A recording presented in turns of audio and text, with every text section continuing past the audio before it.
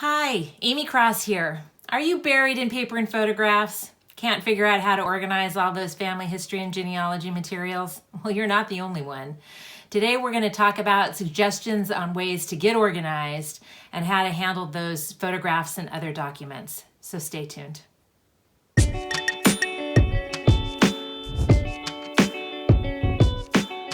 There are many ways to log paper and digital records. And although I can tell you what I do, the reality is that everybody needs to find something that works for them. Some people print paper copies of every record they find, but most people are moving over to digital storage.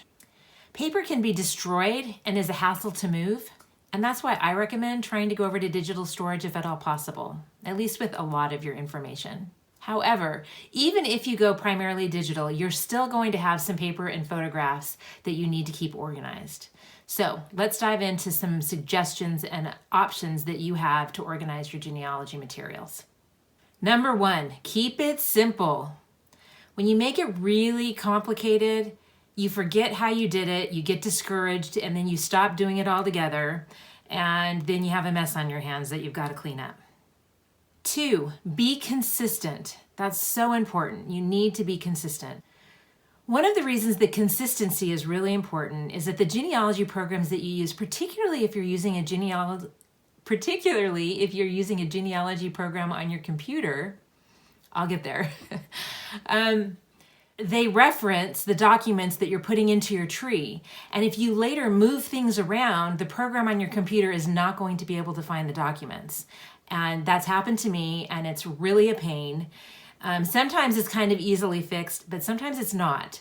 So that's why I recommend that if you're starting genealogy, come up with some kind of a system that you can use that will help you keep things in order, and that way your programs will always be able to find them, and you'll be a very happy person in the long run. 3, you need to make it convenient and accessible, and something that you're going to remember. And lastly, the most important pointer, do it as you go. Don't wait thinking that you'll do it later, because you're just going to end up with a big mess and you're going to wish that you'd handled it sooner differently. So let's talk a little bit about digital documents. Some advantages of storing things digitally are 1, you don't have boxes to move and you don't have a bunch of stuff you need to deal with. But 2, digital documents are always much easier to share. It's great to be able to share documents and photographs easily with family members. In addition, if something, heaven forbid, happened to your house catches on fire, all of those original paper documents may be lost.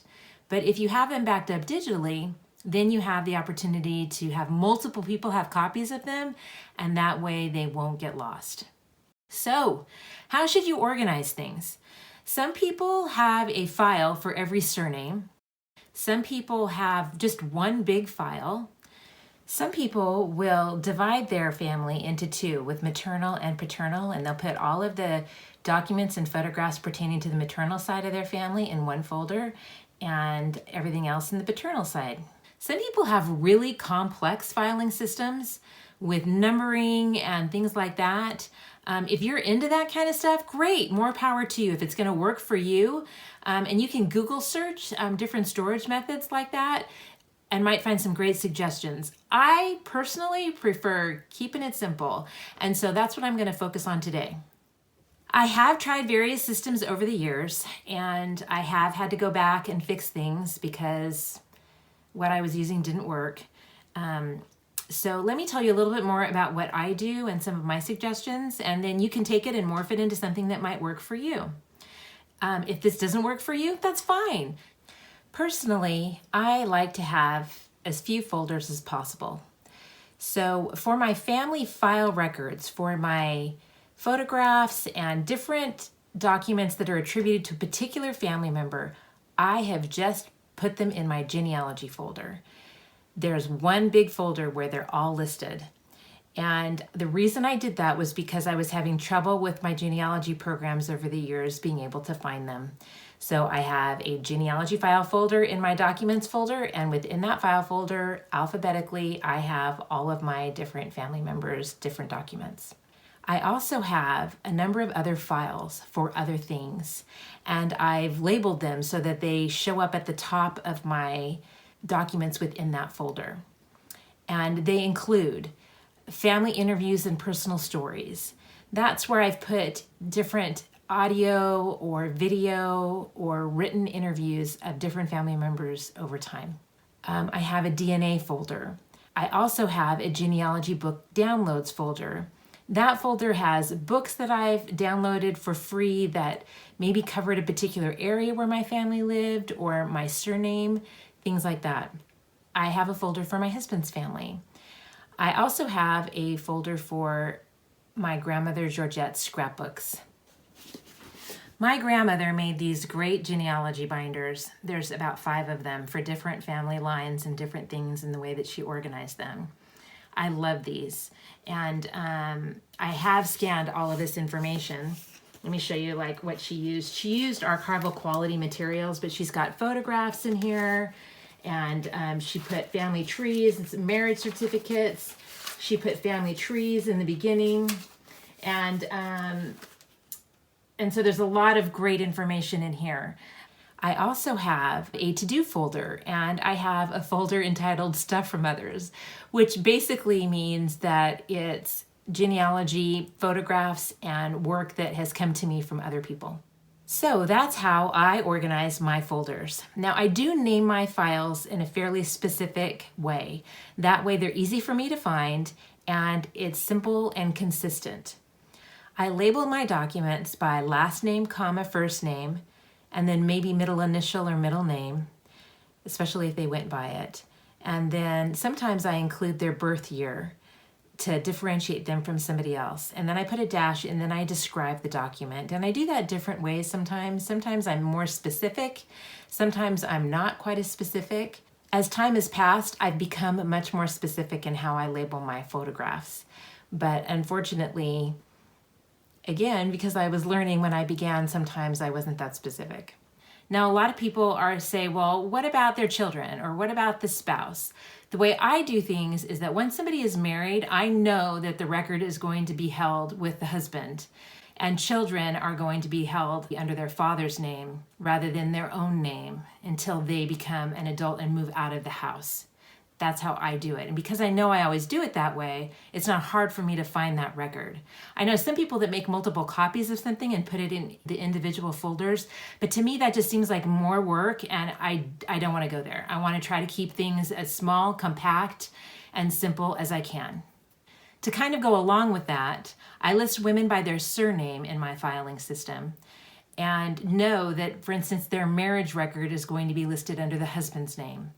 Their death record, even though they've been married and they have a different surname, and maybe have had a couple, maybe they've been married a couple of times, I still always put everything under their maiden name. I want to emphasize here, though, the importance of backup copies.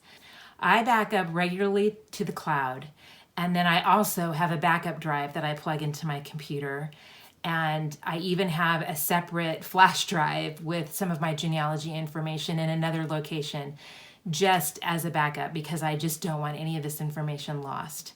So that's how I've organized things. Things seem to kind of work well for me that way.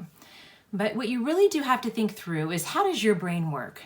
How do you think through things? What is the method that will make sense to you that you will remember later? And then just be consistent with it after that. Even if you are digitally storing most of your materials, you're still going to have some paper. And so let's talk a little bit about what to do with the paper information. There are a few schools of thought on how to organize paper records. I'm going to give you a couple. Again, if you want to find other ideas, Google search that, because you'll find a lot more ideas. One method that a lot of people use is one family equals one file folder. They organize that file folder by the father's name. Usually in the front of the file folder, they'll put a family group record, and then behind it, they'll put all of the other information for that family. Some people add a research log to the front of their family file folder, which is a great idea.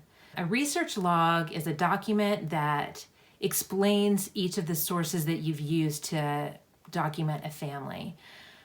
It includes where the source was obtained, what information is in the source, and anything that you might need in order to find it again. Some people put a document number space on their research log and then number each document accordingly. But I encourage you, if you do that, still write the last name and first name and some of that pertinent information on the document as well, in case those things get separated. Again, just like my digital records, since most people are a part of multiple families, their birth family and then the family that they create, I recommend putting the childhood documents under the father, and once they're in their own household, then they create a new file folder for that new individual.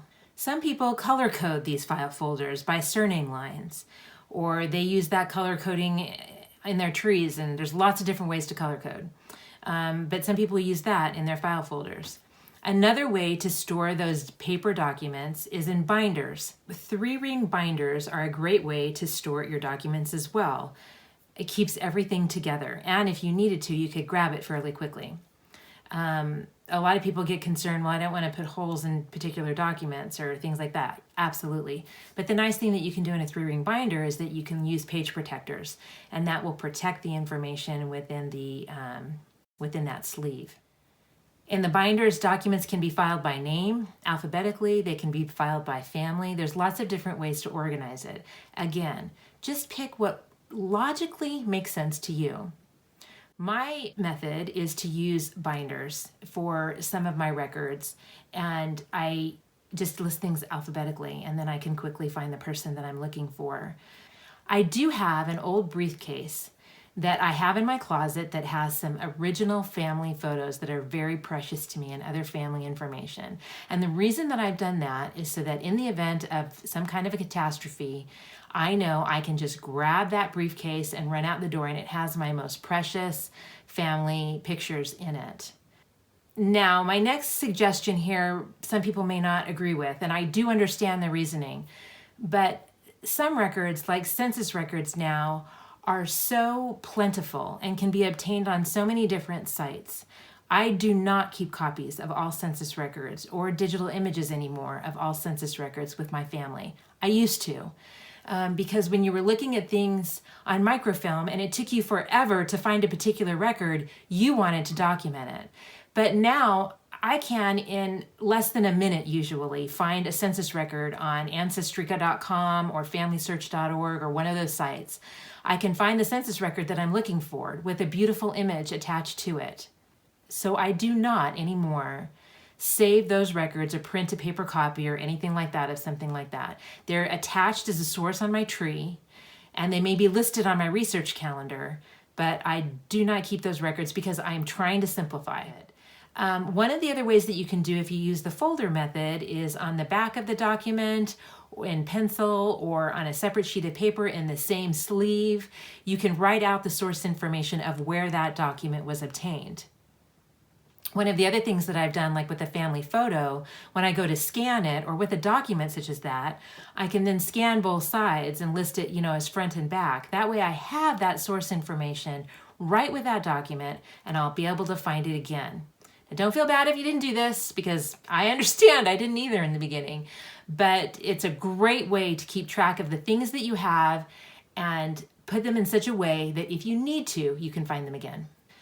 Now, the citations on digital documents aren't so easy. And so it's important, if you're saving something just digitally, to make sure that you've attached it in your tree and that you have the source information in your tree so that way you can find it again. And then don't forget to export your tree into a GEDCOM file or in other backup formats. Any program allows you to export your tree in a GEDCOM file. Please be sure that you do that, because you never know what could happen. Even with the site as big as Ancestry.com, you can also use genealogy programs on your computer to back up trees on sites like Ancestry.com as well. When you've worked so hard on your family tree, you don't want to lose that information, and you want to make sure that you keep it for your family forever.